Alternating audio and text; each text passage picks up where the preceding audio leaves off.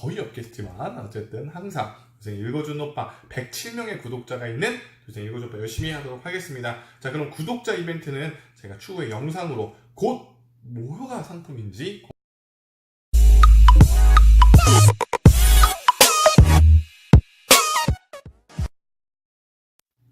안녕하십니까. 도시생 읽어주는 오빠 도시생계의 아이돌 최강원입니다. 뿅! 도시생 읽어준 오빠 오늘 129회로 새로운 한 주를 시작하고 있습니다.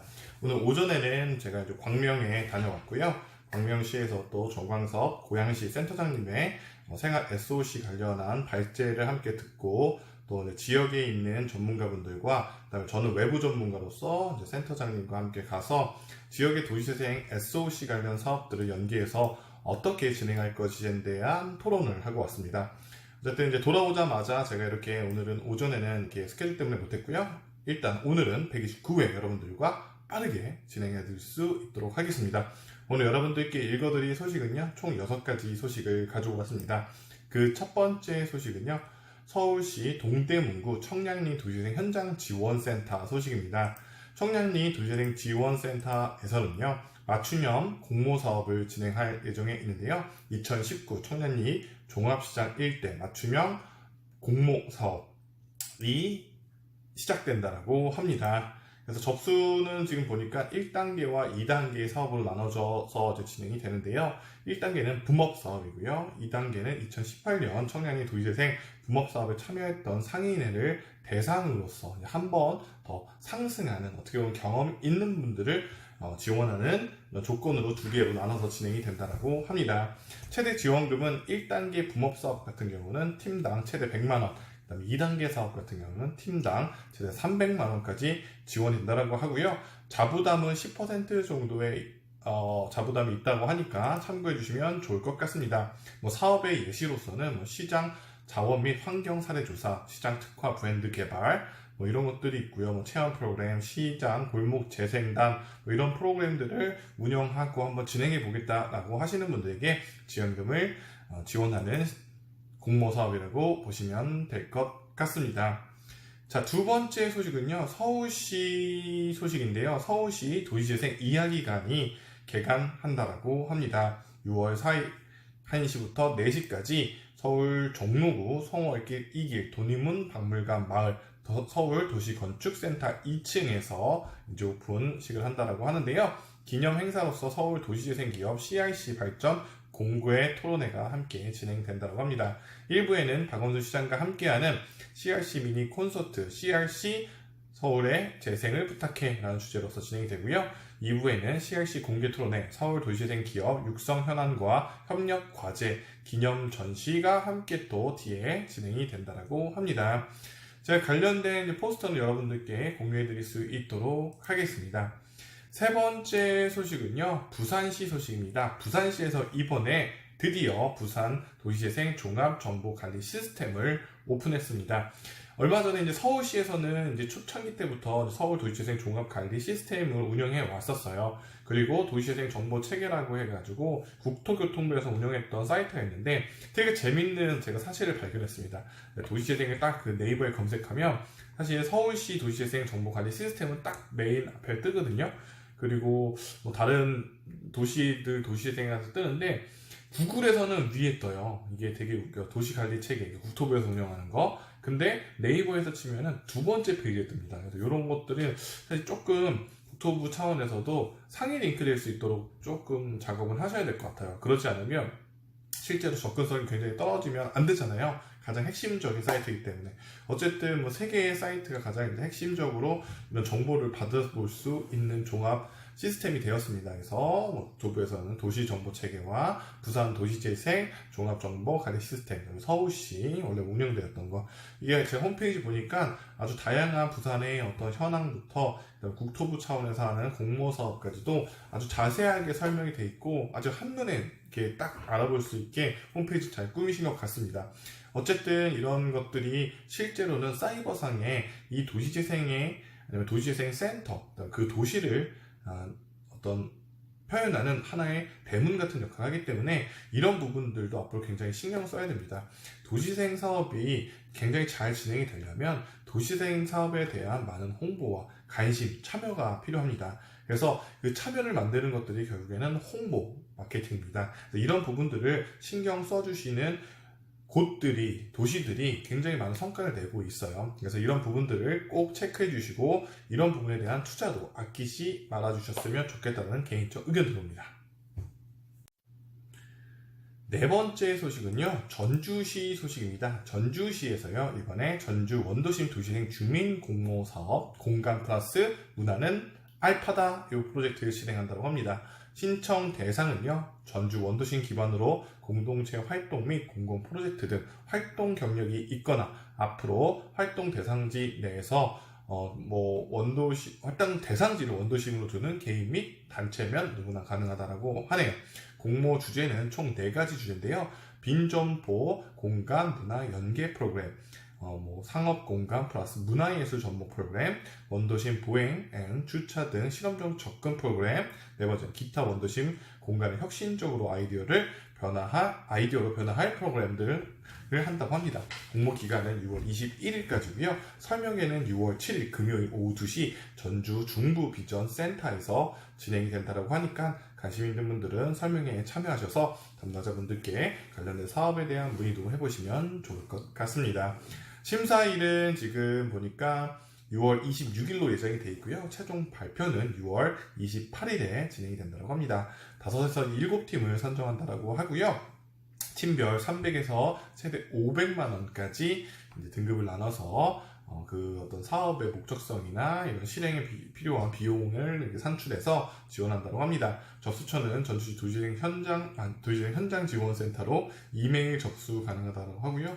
관련된 포스터는 제가 함께 공유해 드릴 수 있도록 하겠습니다. 공식 블로그에서 더 자세하게 확인할 수가 있다고 하시니까요. 제가 관련된 어떤 블로그 사이트도 여러분들 함께 공유해 드리도록 할게요.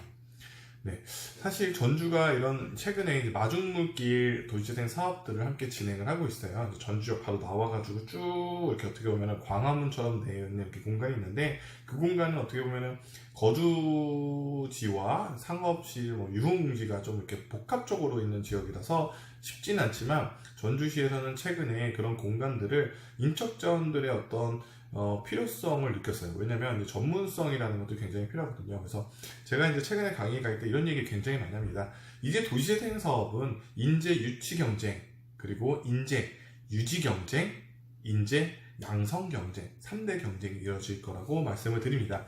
일단은 지역에 있는 인재들이 유출되지 않도록 그들이 지역 내에서 먹거리들이 계속적으로 풍요롭게 있어 그들이 지역에 머물고 먹고 살 것들이 해결이 되는 시스템을 만들어주는 게 굉장히 중요해요. 1번 제가 생각할 때. 그 다음에 유치 전략도 굉장히 필요하고요. 그 다음에 양성 전략도 필요합니다. 모든 사람이 인재일 수는 없어요. 충남에서 예전에 이런 프로젝트 했어요. 충남 인재 육성 재단에서 지역 혁신 인재 10인. 근데 이거는 지역에 인재라서 주는 게 아니라요. 가서 발표한 되게 재밌었던 부분은 내가 인재가 될 거니까요. 나를 지원해주세요. 이런 프로그램이었어요. 예를 들면 인재가 되기 위해서 학원도 다녀야 되고 다양한 이런 컨퍼런스도 다녀야 되고 다양한 지역을 봐야 되니까 버스비도 필요하고 기름값도 필요하고 먹기도 해야 되고 사람도 만나야 되니까 커피숍도 가야 되니까 이런 비용을 지원해주세요. 이런 거였었어요. 그래서 발표에서 내가 이렇게 계획이 있어. 난 인재가 몇 년 안에 될 겁니다. 근데 이런 프로젝트가 굉장히 호응이 컸습니다. 지역에 있는 인재들 완료된 분들을 지원하는 것도 필요하지만 인재가 되기 위한 과정들을 지원하는 프로그램들도 지역에서 만들어 보시면 굉장히 큰 효과가 났다는 것들을 저희가 충남의 사례로서 설명드릴 수가 있기 때문에 그런 부분들을 한번 참고해 주시면 좋을 것 같습니다. 5번째 소식은요, 국토교통부와 그다음에 SBS, CNBC, LH 한국토지주택공사, 허그 주택도시보증공사에서 주최하는 2019 대한민국 도시재생 심포지엄 소식을 전해드립니다. 일시는 6월 17일 월요일 오전 9시 30분부터 6시까지 진행이 되고요. 서울 용산 드래곤 시티호텔 그랜드 볼륨에서 진행이 된다고 합니다. 주제는 함께 만드는 도시재생 실질과 가치라는 주제로서 진행이 된다고 합니다.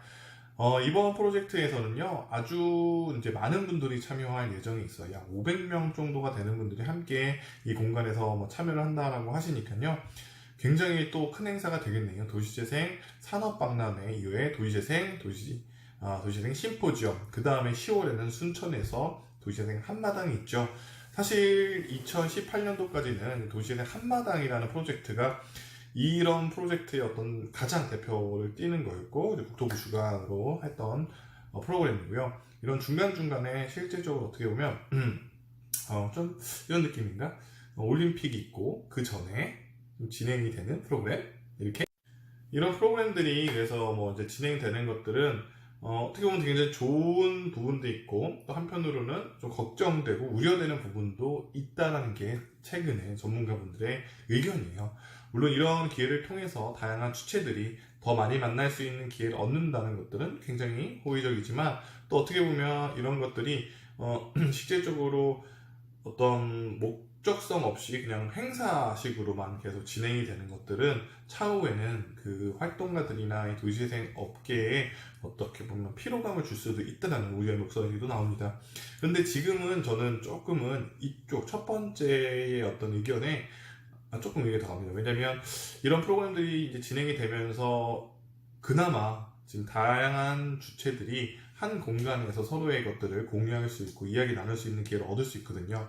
여기서 하나를 좀 부탁드리자면, 여기의 주인공들이 조금은 동네에서 아니면은 지역에서 활동하는 활동가분들이었으면 좋겠다라는 생각이 들어요. 물론 이런 센터장님들이나 주도를 해주시는 리더분들께서도 하나의 섹션을 가져가되, 이런 주민분들이 더욱더 빛날 수 있는 메인 핵심 콘텐츠 자리에 함께 할 수 있는 기회를 더 주신다고 하면 이 주민 주도형 사업이라고 하는 도시재생 사업의 일환과 더 많은 접점을 이루고 목표를 달성할 수 있지 않을까 생각이 듭니다.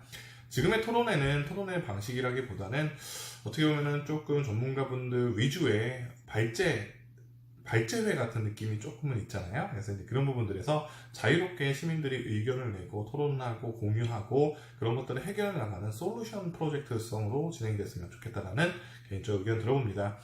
도시재생 한마당도 그렇고, 이제 도시재생 심포지엄, 산업박람회도 단순하게 보여지는 것들이 아니라 그 보여짐 속에서 내부의 힘듦들도 함께 공유하고, 그 힘듦을 바탕으로 정책들을 수립할 수 있는 가정을 만들어 주신다고 하면 이 도시재생 사업이 조금 더 주민 주도형 사업, 주민들이 원하는 방향으로 주민들이 실제적으로 체감할 수 있는 어떤 정책으로 가지 않을까라는 개인적 의견 드려봅니다. 마지막 소식은요, 서울시 소식인데요. 서울시에서 이번에 어떤 것들을 하냐면, 서울시 송정도시재생 현장지원센터에서, 현장지원센터가 성정도시재생 지원센터에서 송정 주민 누구나를 대상으로 하는 송정도시재생 배움포밭이 수강생을 모집한다고 합니다. 제가 지난번에 한번 비슷한 내용을 전해드린 적이 있는데요. 이런 이제 도시재생에 대한 것들이 이제 도시재생 대학 이렇게 안 하고 지역의 특징을 살리고 브랜드화하는 이렇게 배움 품앗이, 뭐 도시재생 배움 품앗이 이런 식으로 명칭을 만들어가는 것들이 최근의 흐름인 것 같아요. 제가 참 이 도시재생 읽어준 오빠를 하면서 전 이런 흐름들을 현장에서 느끼거든요. 왜냐면 이게 항상 서칭하고 분석하고 하다 보니까 이런 흐름들이 쭉쭉쭉 넘어오는 게 나와요. 아마 내년쯤 되면 지역의 특징을 맞는 도시재생 대학이라는 명칭보다는 이거는 그 이제 합으로 내려가고 이런 어떤 메인 컨텐츠들이나 의미를 담은 이런 제목이나 타이틀들이 계속적으로 나타나지 않을까라는 생각이 듭니다. 배움 품앗이. 이 배움 품앗이 그냥 모르겠어요. 내용은 제가 하나도 안 읽어보고 그냥 느끼는 것들은, 누군가는 A라는 전문가고 누구는 B라는 전문가잖아요. 그럼 누군가는 A가 필요할 때는 이분이 역할의 품앗이, 배움을 품앗이 해주고, 또 B라는 전문가, A는 또 B라는 전문가가 필요한 전문 지식을 가지고 있으면 이 B라는 전문가가 A라는 전문가한테 그동안에 받았기 때문에 또 품앗이 해주는, 아주 지역에서 어떻게 보면은 천안에서 진행하고 있는 공유스쿨과 같은 프로젝트라고 보시면 될 것 같습니다. 공유스쿨에 대해서 좀 궁금하신 부분들은 제가 한번, 아주 천안의 좋은 사례 중에 하나거든요.